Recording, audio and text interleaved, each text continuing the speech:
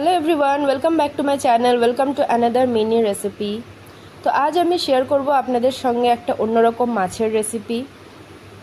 এই রেসিপিটা সম্পূর্ণ কাঁচা মাছ দিয়ে হবে, মানে এই মাছটাকে আমি ফ্রাই করে রান্না করব না। তো চলুন ঝটপট রেসিপিটা স্টার্ট করি আর বেশি দেরি না করে। এখানে আমি নিয়ে নিয়েছি 4 পিস রুই মাছ। আপনারা চাইলে আর বোয়াল বা কাতলা মাছ দিয়েও এটা করতে পারেন, বা যে কোনো পাকের মাছ দিয়েও করতে পারেন। মাছটা ফ্রিজে স্টোর করা ছিল, আমি নুন হলুদ আর সরষের তেল মাখিয়ে স্টোর করি, আপনারা জানেন। তারপরে আমি মাছটাকে ডাইরেক্ট যে কড়াইটাতে রান্না করব সেই কড়াইটাতেই নিয়ে নিয়েছি, আর নুন হলুদও মাখানোই আছে মাছটার মধ্যে একটুখানি। তারপর এর মধ্যে দিয়ে দেব আমি সবার প্রথমে কাঁচা সরষের তেল। তেলের পরিমাণটা একটু বেশি থাকবে, যেহেতু আমি মাছটা ফ্রাই করছি না। তারপর ওর মধ্যে দিয়ে দেব পেঁয়াজ আর কাঁচা লঙ্কা বাটা। 4 পিস মাছ আছে, তাই আমি এখানে আমার পরিমাণ মতন একটা বড় পেঁয়াজ আর একটা মাঝারি সাইজের পেঁয়াজ আর আমার পরিমাণ মতন 4টে কাঁচা লঙ্কা দিয়েছি। আপনারা চাইলে বেশি কম ঝালটা বুঝে দিতে পারেন। তারপরে দিয়ে দেব এর মধ্যে আদা বাটা আর কাঁচা লঙ্কা বাটা। এই মাছের রেসিপিটাতে কিন্তু রসুন পড়ে না। তারপর দিয়ে দেব স্লাইস করে কাটা 2টো মিডিয়াম সাইজের টমেটোগুলো এখানে আমি কিন্তু স্লাইস করে কেটেছি।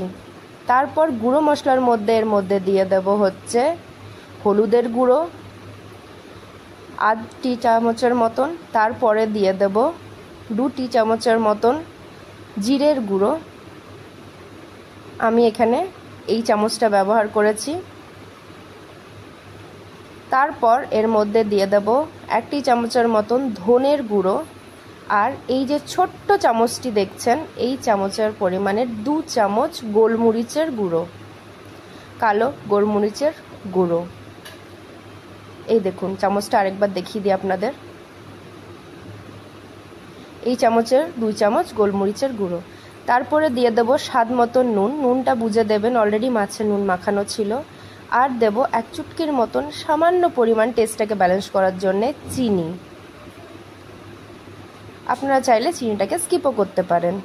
এরপর আমাদেরকে হাতের সাহায্যে সম্পূর্ণ মাছটাকে এরকমভাবে মশলার সঙ্গে মাখিয়ে নিতে হবে।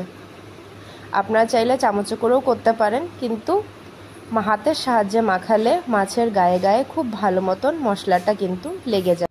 আমি কিন্তু এখানে একদমই জলের ব্যবহার করিনি। আপনারা চাইলে যদি আপনাদের মনে হয় যে একটু জল দেব, তাহলে কিন্তু একদম একটু জল দিতে পারেন। এরপর আমরা কিন্তু গ্যাসের ফ্লেমটাকে অন করে দিয়েছি, আর একদম হাই ফ্লেমে প্রথমে দেব। এখন কিন্তু একদম হাই ফ্লেমে দিয়েছি, আর হাই ফ্লেমে দিয়ে দেখুন মাছটা কিন্তু ফুটছে। এটা কিন্তু 2 মিনিট মতন আমাদেরকে ফোটাতে হবে ফার্স্টে। এখন কিন্তু কিছু নাড়াচাড়া করা যাবে না। হাই ফ্লেমে যখন এটা 1.5 থেকে 2 মিনিটের মতন খুব ভালো করে ফুটে যাবে, তখন কিন্তু আমাদেরকে এরকমভাবে একটা চামচ বা হাতা বা যাই আপনারা ইউজ করেন সেটা দিয়ে খুব ভালো করে মাছটাকে এক পিঠ উল্টে দিতে হবে। এখানে দেখুন আমি কিন্তু মাছটাকে হালকা করে একটা চামচের সাহায্যে উল্টে দিচ্ছি এক পিঠ। তাতে করে কি হবে, একদিকটা সিদ্ধ হয়ে যাবে, আবার আরেক দিকটাও সিদ্ধ হয়ে যাবে, আর মাছগুলো ভেঙে আর ঘেটে যাবে না। আমার সব মাছগুলো একবার উল্টে দেওয়া হয়ে গেলে আমি কিন্তু আবারও এটাকে কিছুক্ষণের জন্যে ফুটতে দেব। আর যখন ফুটতে দেব তখন কিন্তু আবার আমাদের ফ্লেমটা একদম লো করে দিতে হবে। তাহলে ফার্স্টে হাই ফ্লেম করে 1.5 থেকে 2 মিনিট ফুটিয়ে নেওয়ার পর মাছটাকে পাল্টে দিয়ে আবার একদম লো করে মাছটাকে ফুটতে দিতে হবে। দেখুন মাছের থেকে কত জল বেরিয়ে গেছে। লো ফ্লেম ফোটানো হয়ে গেলে তখন আমরা আবার 5 মিনিটের মতন ফোটাবো। তারপর কিন্তু আরেকবার মাছটাকে উল্টে দেব। তাহলে প্রথমে 1.5 থেকে 2 মিনিট, তারপর অ্যাপ্রক্সিমেটলি 5 মিনিটের মতন লো ফ্লেমে ফুটিয়ে মাছটাকে আমাদেরকে উল্টে দিতে হবে। আর মাছের গায়ের থেকে এমনিতেই প্রচুর জল বেরোচ্ছে, আমার মনে হয় না যে আর কোনো জলের এখানে প্রয়োজন হবে, কেন কি রেসিপিটা একদম ড্রাই হয়।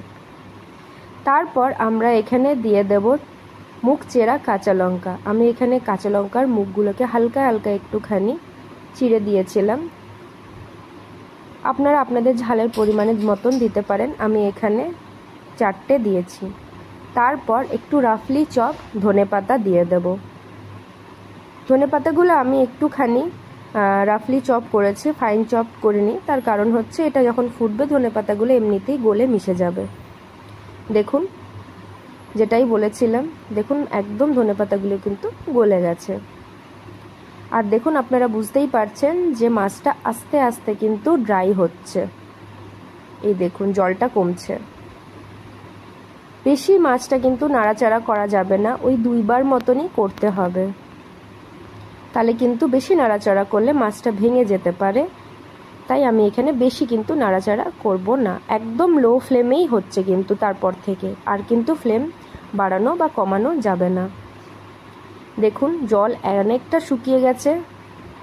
এবার আমি এখানে একটা চাকু নিয়েছি আর চাকুর সাহায্যে চেক করে নিচ্ছি যে মাছটা ভালো মতন সিদ্ধ হয়েছে কিনা। দেখুন চাকুটাকে আমি সমস্ত মাছের গায়ে একবার করে করে ঢুকিয়ে দেখছি, আর চাকুটা কিন্তু আমার একদম ক্লিন বেরোচ্ছে। আমি আরও একবার আপনাদেরকে দেখিয়ে দিচ্ছি খুব ভালো করে। এই চাকুটাকে নিয়ে আমি সম্পূর্ণ মাছের গায়ে ঢুকিয়ে দিচ্ছি, আর দেখুন চাকুটা একদম ক্লিন বেরোচ্ছে। ইভেন মাছ যদি কাঁচা থাকে তাহলে কিন্তু মাছের গায়ের থেকে রক্ত বেরোতে পারে বা জল বেরোতে পারে, দেখুন সেটাও কিন্তু বেরোচ্ছে না, একদম চাকু কিন্তু ক্লিন বেরোচ্ছে। তার মানে হচ্ছে মাছ আমার সম্পূর্ণভাবে রেডি হয়ে গেছে। এই পর্যায়ে কিন্তু আপনারা চাইলে গ্যাসটাকে অফ করে দিতে পারেন, মানে যদি একটু গ্রেভি খেতে চান তাহলে। আমি আর একটু ড্রাই করব এটা, তাই জন্যে আমি আর একটু জলটা শুকিয়ে যাওয়া অবধি ওয়েট করব। আর নামাবার আগে এখানে অবশ্যই 1 ফুল হ্যান্ড মানে 1 মুঠো ধনেপাতা দিয়ে নামাবো। এবার ফ্লেমটাকে অফ করে দেব আর পরিবেশন করব গরম ভাতে। এটা হচ্ছে বাংলাদেশি একটা রেসিপি, কাঁচা মাছের রেসিপি। এই রেসিপিটা আপনাদের কেমন লাগলো অবশ্যই জানাবেন কমেন্টের মাধ্যমে। আর বাড়িতে ট্রাই করতে হবে সবার আগে, তো বাড়িতে ট্রাই করে আর কমেন্ট করে আমাকে জানাবেন যে এই রেসিপিটা কেমন লাগলো আপনাদের। আর সাথে সাথে এরকম অনেক রেসিপি দেখার জন্যে আমার চ্যানেলটাকে লাইক শেয়ার সাবস্ক্রাইব করতে ভুলবেন না। বাই।